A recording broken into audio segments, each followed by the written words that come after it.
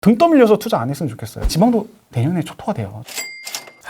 참 보면 좀 답답해요. 저는 그래서 우리나라가 1가구 1주택 이 얘기도 나오고 임대료를 또 멈춤법 얘기 나오잖아요.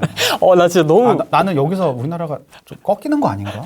이게 갑자기 급회전하는 듯한 느낌이 있잖아요. 뭐 다른 나라 얘기도 해요. 다른 나라는 근데 임대인한테 모든 책임을 전가하진 않아요. 그렇잖아요. 뭐 임대인한테 뭐 세금을 정말 확 깎아준다거나 아니면 임차인한테 뭐 임대료를 지원해준다거나 뭐 지금도 다시 얘기가 나오고 있긴 하지만 처음에 그 발상 자체가 저는 그 발상이 무서운 거야. 사람들이 만약에 반대하는 여론이 안 좋아, 만약 여론이 그냥 잠잠했으면 했을 거잖아요. 그게. 그렇죠. 했을 거잖아요. 떠본 거죠. 누군가한테 희생을 강요하는 거야. 이게 임대인이 다 부자가 아니에요. 그 구분상가 갖고 있는 사람들, 1억짜리 갖고 있는 사람도 있거든요. 그러니까 80% 대출 받으면은 그 사람은 한 달에 한 30만 원 정도 이자를 내야 돼. 그럼 월세 한 50만 원 나올 텐데. 그럼 20만 원 순수익이 나, 그 사람은. 그러면 20만 원 순수익을 받기 위해서 계속 그 사람은 수선도 해야 되고 뭐도 해야 되고 막 해야 되는데 그러면 갑자기 임대료를 못 받는 순간에 그 사람은 30만 원 계속 적자를 보는 거야. 이게 뭐야, 이게. 그 임대료 멈춤법에 저도 그래서 이게 도대체 뭔가 이제 해서 내가 이거 제대로 보고 있는 게 맞나? 이게? 뭐 이런 생각이 들었죠. 그래서 그 멈춤이 그러면 3개월 멈춘다 그러면 3개월 있다가 그러면 그 밀린 3개월치를 다 내는 건지 유예를 해주는 건지 3개월을 면제를 해주는 건지 아직은 뭐 모르죠. 아직은 몰라요. 아직은 모르죠. 아직 모르겠는데 아니 그러면 다 멈춰줘야지. 세금도 멈춰주고. 그렇게 되면 공급 자체가 줄어들지. 누가 그럼 상가를 임대료를 해요? 오히려 상가가 임대료가 폭등할 수 있는 여지밖에 안 만들어주는 거예요. 이거는 당연한 거 아닌가요? 상식적으로. 근데 이렇게 얘기를 하면 이게 적폐가 돼버리고 들어주지도 않고 오히려 이런 사회가 된 게 너무 좀 슬프죠. 안 할 가능성이 높은 게 이거는 임차인 쪽 여론도 안 좋더라고요. 다행이죠, 그나마. 네, 임대인들이 무슨 봉이냐 이러면서 걔네들도 사람이고 세금 내고 이자 내야 되는데. 근데 아니요, 임차인들은 좀 반기는 분들도 많아요. 그렇습니까? 그럼요. 손해 보는 게 없잖아요. 당장은. 우리는 다 근시안적이잖아요. 당장 뭔가 주어지면 거기 반길 수밖에 없어요. 우리는 어쩔 수 없어. 그 상가가 경매로 나가면 어떡하려고. 명도 대상인데 권리금도 못 받고 그런 거 생각 안 하는 거지. 당장 주니까. 아무튼 좀 답답해가지고 좀 이런저런 이야기를 좀 해봤고요. 전세 가격 급등이 어쨌든 임대차 3법에서 시작된 건 맞는 것 같고요. 어떻게 좀 보세요? 세임대차법이 나오자마자 급등을 하기 시작을 했죠. 원래는 그 전까지는 좀 오르긴 했었어요. 조금씩. 왜냐하면 이제 입주 물량이 없으니까. 세임대차법이 나오자마자 유통 물량이 줄어드니까 갑자기 이제 급등을 해버리는 거죠. 그러니까 사람들은 아니 왜 집도 그대로고 사람도 그대로인데 근데 왜 이게 급등해라고 오히려 의아해 하시는 분들이 좀 많은 것 같아요. 이게 쉽게 설명을 하면 이런 거야. 은행에 사람들이 이제는 뭐 상담해 주시는 분들, 은행 직원이 상담을 해 주시잖아요. 그다음에 은행 업무를 보기 위해서 사람들이 계속 꾸준히 들어오는데 뭐 한 사람당 5분 정도 상담을 한다고 해봐요. 근데 갑자기 뭐 10분으로 한다고 그래. 한 사람당 상담을. 법 제어했어. 5분은 너무 적은 것 같으니까 10분 정도 해. 그럼 뒤에 있는 사람은 어떻게 하겠어? 계속 사람이 밀릴 거 아니야. 난리가 나겠지. 그러면은 이거를 해결하려고 하면 5분으로 다시 줄이든가 아니면은 은행 직원을 늘리든가 공급이죠. 이렇게 하면 해결이 되는 거야. 근데 지금 그 아무것도 하려고 하지 않죠. 아니면 또 이렇게 생각하면 돼. 1차선 도로가 있어. 앞에 있는데 차가 있어. 근데 차가 야 우리 차 쌩쌩 달리면 위험하니까 그냥 우리 한 30km로 줄이자. 그럼 사고 안 나잖아. 좋잖아. 근데 1차선에 차가 30km에서 안 달려. 그 뒷차들이 난리가 나겠지. 빵빵해도 그 차는 못 가. 이걸 해결하려고 하면 차선을 늘리든가 아니 속도를 빨리 가게 하면 돼. 그렇잖아요. 이게 이제 임대차 3법이에요. 똑같은 거야. 그래서 지금 같은 경우는 세임대차법 없애거나 아니 공급을 하면 돼. 근데 공급을 못 하니까 세임대차법이라도 지금 없애야 되겠죠. 아무래도. 그럼 그나마 그래도 급등은 안 하겠지만 그래도 올라가긴 할 거예요. 왜냐면 입주 물량이 없으니까. 입주 물량이 지금 서울 같은 경우는 내년에 더 심각하죠. 지방도 내년에 초토화 돼요. 정말 없어요. 이게 좀 무섭죠. 그래서. 뻔히 보이는 시장인 거죠. 그러니까 입주 물량이 없으면은 뭐 무조건 매매가 올라가는 건 아니지만 전세 가격은 거의 확정적으로 올라간다고 보시면 돼요. 입주 물량이 없으면. 그래서 내년에는 전세 가격이 올라가면서 매매 가격을 충분히 자극할 수가 있지. 전세가가. 그러면 무주택자 같은 경우는 갭 투자도 할 수가 있어요. 무주택자는 취득세 1%잖아요. 그럼 서울 같은 경우는 지금도 2, 3억대로 서울 아파트 투자할 곳이 많거든요. 그러면은 참다 못해서 투자할 수도 있는 거죠. 무주택자가. 그러면 실수요장으로 인해서 더 많이 오르는. 정말 무섭죠. 그 다음에 이게 내년 되면은 1기 신도시 같은 경우는 대부분 다 30년을 채우거든요. 너도 나도 다 리모델링이든 재개발이든 한다고 하면 또 심리도 자극할 수가 있고 참 21년에 모든 것들이 다 맞물려 있는 것 같습니다. 이런 얘기들을 해요. 지방의 상승 같은 경우는 전 우연들이 모아서 필연이 만들어졌다고 얘기를 하거든요. 우연은 뭐냐면 2015년부터 계속 하락하면서 가격의 메리트가 생겼죠. 하락하니까 또 입주 물량이 없었어요. 공급을 안 해. 계속 하락하니까. 그래서 공급도 없고 가격적인 메리트도 있고. 근데 서울이 너무 많이 올랐으니까 가격적인 어떻게 보면 상대 저평가도 있고. 그러다 보니까 당연히 가격이 사람들이 소위 그리고 또 저금리고. 이런 우연들이 계속 모이다 보니까는 갑자기 지방 같은 경우 하루아침 막 1억씩 2억씩 올라가는 시장. 근데 지금 지방이 뭐 너무 많이 올랐다고 하지만 지방도 막 4, 5년씩 올라요. 한번 상승세 타면. 소도시 같은 경우도 무섭게 오릅니다. 한번 올라가기 시작을 하면. 서울은 뭐 지금 뭐 6년, 7년 올라갔다, 지금 7년째 올라가고 있다고 하지만 예전에 뭐 서울 같은 경우는 IMF 이후로 한 10년 정도 올라갔잖아요. 이게 내려가는 것도 막기 힘들지만 올라가는 것도 막기 힘들어요. 방향 전환하는 게 쉽지가 않습니다. 지금 세금 규제는 더 강화될 것 같습니다. 왜냐하면 갈등, 사회 양극화가 심해지면 갈등이 생길 수밖에 없잖아요. 세금으로 다 환수하려는 그런 움직임들은 이거는 뭐 계속 유지가 될 것 같아요. 자산 양극화 때문에 지금 모든 인플레이션 하기 위해서 돈을 푸는 건데 인플레이션은 자산 인플레이션만 생겨버리니까 그거라도 이제 환수를 해가지고 재정 정책을 해야 되잖아요. 그래서 세금은 웬만해서는 풀어줄 것 같지 않습니다. 현재로서는.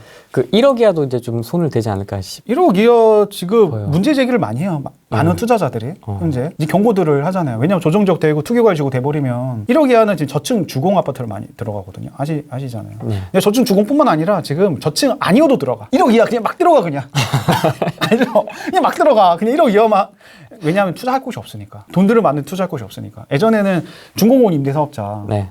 중공업 임대사업자가 있어가지고 그분들이 좀 낡은 아파트들을 열심히 고쳐가지고 네. 수익은 많이 안 나. 10만 원, 20만 원밖에 안 나요. 그럼에도 불구하고 뭐 이게 열채 20채가 되면 100만 원. 20, 30개 깔아놓는 거지. 하나 놓으면 한 채당 500만 원씩 올라줘도. 그리고 그게 월세가 10만 원이니까 하나 순수익이 남는 게 한 채당 10만 원이면 10채면은 100만 원, 20채면은 200만 원이잖아요. 많은 것들을 바라지 않아요. 그분들이 시장에선 필요해. 왜냐면 실수요자 안 사니까. 그런데 지금 중공업 임대사업자 제도를 아예 없애버렸죠. 기금 대출도 안 해주죠. 그분들이 뭐 투자할 게 없어. 투자할 게 없어지고 다 똘똘 한 채로 다 몰려버리니까 손가락만 빨고 있는 거죠. 근데 공시가 1억 딱 그것만 원래는 공시가 1억 예전에도 눈도 이게 쳐다보지도 않았는데 정책으로 인해서 취득세 개만 1%니까 이거라도 해가지고 막 빨대거로 막 그것만 하는 거예요 막. 그래서 막 올라가지 않아야 되게 평소에는 거들떠도 안 벗던 게 막 올라가는 거죠. 근데 저는 이게 무서운 게 뭐냐면 만약에 공시가가 1억이 넘어가는 순간에 후속 투자자에게 넘기기 힘들다는 점. 실소자들은 잘 안 사니까. 근데 만약에 전세 가격이 올라가면 실소자들도 충분히 살 수가 있어요. 막 올라가면. 근데 그게 이제 조금 문제고. 네. 근데 만약에 투기과열지구가 됐을 때가 또 문제예요. 재건축이 될 거라는 그런 확신에 저층 주공이 들어가는 건데 투기과열 지구가 되면 조합 설립인가 이후로는 거래 자체를 못 하니까 조합원 지위 양도 금지에 걸려버리잖아요. 그럼 엑시트 자체가 불가능한 거예요. 그럼 어떡할 거야? 엑시트 자체가 불가능한데. 안고 가는 거죠. 아니 중도금 대출도 안 나와. 현금 다 넣어야 돼. 그렇잖아요. 거기에다 내 돈을 다 계속 넣어야 되는 거예요. 그리고 막 이게 참 그냥 막 등 떠밀려서 투자 안 했으면 좋겠어요. 등 떠밀려서. 이게 정말 이게 마음이 급하고 막 남들 막 투자하니까 나도 뒤처지는 것 같으니까 투자하는 건데 그러지 않으셨으면 좋겠어요. 평소에는 거들떠도 안 봤는데 왜 그거를 갑자기 보는지 모르겠습니다. 물론 좋아요. 이게 정말로 수익이 날 수도 있어요. 사람들이 갑자기 거기 쏠려가지고 저점 잡으신 분들은 수익 내고 털고 나올 수도 있어요. 근데 그거는 수많은 사람 중에 얼마나 되겠습니까 그게. 내가 만약 고수가 아니고 스스로가 판단하기에 내가 고수가 아니고 어느 정도 내가 치고 잘 빠질 자신이 없다라고 하시는 분들은 이런 테마주 성격이 짙은 거는 테마주다? 정책에 의해서 아무래도 쏠림 현상이 있는 거니까 정책 변동성으로 인해서 네. 그러면 약간 조금은 좀 조심할 필요성이 있지 않나. 물론 이게 저층이고 나중에 뭐 재건축 이슈가 있고 충분히 이게 쭉 갈 그런 아파트라면 상관이 없지만 그런 게 아니라면 좀 조심할 필요성이 있지 않나 그런 생각을 좀 하고 있습니다. 그러니까 그 투자하는 그 동기부여가 좀 명확하게 있는 투자 사유가 있는 걸 하셔야지. 그렇죠. 싸다 규제 없다 해서 그렇죠. 가는 거는 좀. 그렇죠. 그거에 초점에 쏠려서 가지 않으셨으면 좋겠어요. 물론 성공할 수도 있겠지만 제가 왜 그때 지방 아파트를 했냐면 그냥 월세 받기 위해서 한 거예요. 이게 어떤 가치를 본 것도 아니고 전체 흐름을 본 것도 아니고 그냥 단지 그냥 월세 수익률 하나만 보고 들어갔거든요. 이게 뭐 고점인지 이게 저점인지 이게 흐름이 지금 상승장인지 하락장인지 그런 거 전혀 살필 겨를도 없이 그냥 무작정 들어가다 보니까 꼭지였고 그 문제점을 인식한 순간부터 하락을 하기 시작을 했으니까 속수무책으로 당했죠. 근데 그 8천만 원짜리가 4천만 원짜리가 될 정도면 중소도시였습니까? 어떻게 그렇게 가격이? 완전 소도시였죠. 사람들 지금 관심 갖더라고요.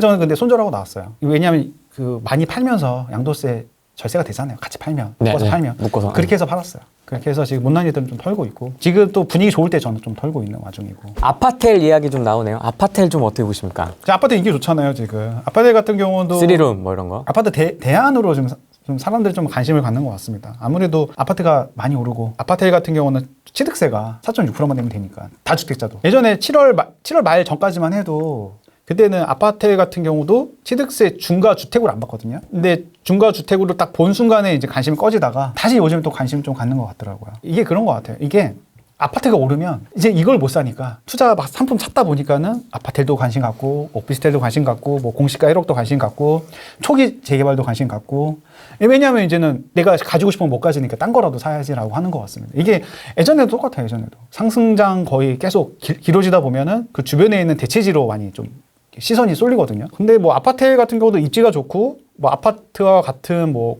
구조를 갖고 있고 너무 소형이 아니고 뭐 중형 이상이라고 하면 충분히 뭐 좋죠. 아파트도 지금 많이 오르고 있습니다. 그러니까 아파트 못지않은 아파트 그렇죠. 정도면 네, 근데 너무 근데 뭐 원룸 뭐 이런 식으로 한다고 하면은 그거는 잘 안 올라요 사실. 거기서 내가 뿌리를 내릴 생각을 안 하잖아요 사람들이. 우리 최종 목적지가 아니잖아. 거기는 거쳐가는 거잖아요. 그거 얼마나 오르겠어요. 상식적으로 생각을 했을 때. 근데 여기는 내가 그냥 한번 내가 정말 좋은 집에 가기 위해서 그냥 곁다리 정도로 생각을 하는 주택인데 뭐 얼마나 오르겠냐 이거죠. 그런 주택들이 또 공급도 쉽고 그런 주택은. 그래서 그런 주택에 내가 세 차익용으로 들어가는 건 반대고 월세 받는 거는 뭐 월세는 나오니까 그렇게 접근을 해야지 무조건 이거를 뭐 올라갈 거다 이런 식으로 접근하는 건 좀 문제가 있죠. 생수도 아까랑 똑같아요. 이것도 뭐 그거랑 같은 맥락이라고 보시면 돼요. 생수도 그렇고 아파트도 그렇고 같은 맥락이잖아요 사실은. 그렇게 똑같이 이해하시면 될 것 같습니다. 다주택자 생숙 투자 질문 많이 올려주시네요. 근데 저는 모르겠습니다. 지금 제가 아파트 외에 투자는 거의 안전하게 좀 했으면 좋겠는데 할 것도 많은데 굳이 굳이 그잖아요 솔직히 할 거 많잖아요 지금도. 네. 할 거 많거든요 지금도. 제 아파트로 충분히 수익 낼 곳이 많아요. 지금도 있습니까? 항상 있습니다. 항상 있어요. 지금 이 난리에도 이 아사리판에도 있습니다. 지금도 많은데 근데 굳이 왜 그러니까 이게 좀 시야를 좀 넓게 봤으면 좋겠습니다. 내가 한 지역에 시야를 너무 좁게 가져다 보면 그 지역에서 헤어나질 못해. 전체적으로 크게 보면 아파트도 지금도 막 저평가 이런 거 많아요. 지금 사도 수익을 충분히 낼 수 있을 만한 거 많은데 굳이 왜 거기에 신경을 가질까? 아파트로만 봐도 흐름에 따라서만 투자해도 충분히 부자가 될 수 있는데. 근데 저는 그래요. 저는 1년에 많이 투자할 필요도 없어요. 1년에 한 채 아니면 두 채만 투자해도 되거든요. 제가 올해 두 채만 샀는데도 많이 올랐어요. 두 채만 샀는데 4억, 두 개 합쳐 4억이 올랐으니까. 많이 오른 거잖아요. 근데 사람들이 막 이것저것 막 투자하려고 막 틈새 찾으려고 하는데 그게 모르겠습니다. 그냥 좋은 거 위주로만 한 채 두 채로만 충분히 수익을 낼 수 있는데 좋은 것만 투자하면 지금도 있다니까요. 지금도 아는 만큼 보이는 것 같습니다. 지금 규제가 많이 묶여 있다 보니까 사람들이 이제 계속 그런 틈새 이런 걸 보는 거 같아요. 찾으려고 하는 것 같아요. 아파트도 이게 아파트도 그렇고 생수도 그렇고 이게 취득세 4.6%, 취득세 12% 되기 싫으니까 계속 틈새만 보는 거죠. 지금 기조로는 세금 강화를 풀지는 않을 거예요.